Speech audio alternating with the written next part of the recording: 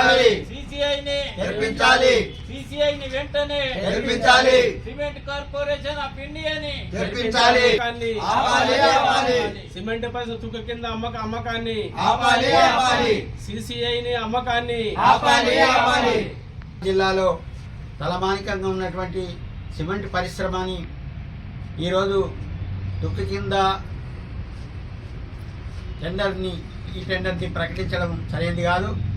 వాస్తవంగా గతంలో అనేక పోరాటాలు నిర్వహించాయి. వామపక్షాలు ప్రతిపక్షాలు కలిసి పెద్ద ఎత్తున పోరాటాలు నిర్వహించడం జరిగింది.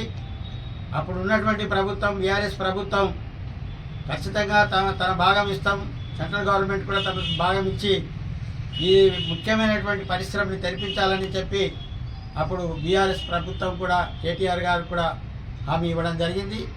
అయినప్పటికీ కూడా దాన్ని తుక్కు కింద అమ్మేయాలని చెప్పి చూశారు. మన పోరాటం వల్ల దాన్ని వెనుకొచ్చారు. ఇప్పుడు నిన్న ప్రకటించడం వల్ల ఇది ఆందోళనకరమైనటువంటి విషయం. ఎందుకంటే 1982లో ప్రారంభించినటువంటి పరిశ్రమ 1998లో మూతేయడం, ఇప్పుడు 30 సంవత్సరాలు అయిపోయింది. 30 సంవత్సరాలలో అనేక పోరాటాలు నిర్వహించారు. భూములు కోల్పోయినటువంటి రైతులకు ఉద్యోగాలు రాక నష్టపోయారు. ఆ పరిశ్రమ కూడా నాణ్యమైన సిమెంటుని ఇచ్చినటువంటి పరిశ్రమ. ఈరోజు ఇప్పుడు 30 సంవత్సరాలంటే 5 సార్లు ఎలక్షన్లు అనేటువంటి రావడం జరిగింది. ప్రతి ఎలక్షన్లలో ప్రతి లీడర్ వచ్చి ఇక్కడికి వచ్చేసి మేము ఖచ్చితంగా సిమెంట్ పరిశ్రమను తెరిపిస్తామని చెప్పడం కూడా జరిగింది. మొన్న జరిగినటువంటి ఎన్నికలలో ప్రధానమంత్రి నరేంద్ర మోడీ, అమిత్ షా గారు, అదేవిధంగా రాహుల్ గాంధీ గారు అందరు కూడా వచ్చి ఈ పరిశ్రమని స్థాపిస్తామని ఖచ్చితంగా పునరుద్ధరిస్తామని చెప్పినప్పటికీ కూడా ఇప్పటికి కూడా ఇక్కడ బీజేపీని గెలిపించారు, ఎమ్మెల్యేగా బీజేపీని గెలిపించారు, ఎంపీనిగా బీజేపీని గెలిపించినా ఇప్పటికి కూడా దాన్ని ఊసెత్తేటటువంటి పరిస్థితి లేదు.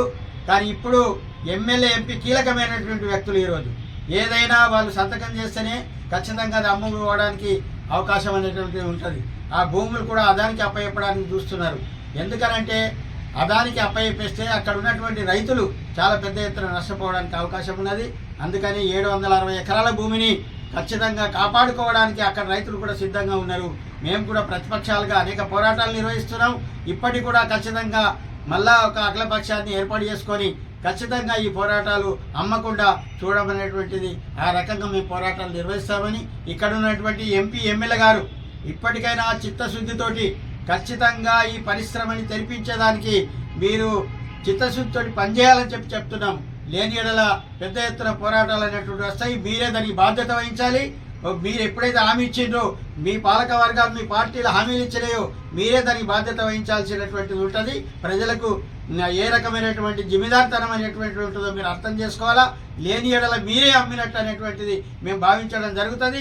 ఇప్పటికైనా ఢిల్లీకి వెళ్ళి పరిశ్రమని కాపాడి పరిశ్రమని పునఃప్రారంభించడానికి ప్రయత్నం చేయాలని చెప్పి మేము అఖిలపక్షం ఈరోజు కోరుతున్నాం. అన్ని రైతు సంఘాలు, అఖిలపక్ష రైతు సంఘాలు కోరుతున్నాం. ఎందుకంటే రైతుల భూములు నష్టపోతున్నారు కాబట్టి, రైతులు ఈ పోరాటాల భాగస్వాములు ఉన్నారు కాబట్టి అందుకని మేము పెద్ద ఎత్తున ఈ పోరాటాలు చేయాలనేటువంటిది మేము కోరుకోవడం జరిగింది. దీని భవిష్యత్ కార్యాచరణకు రూపొందించుకొని పోరాటం చేస్తాం.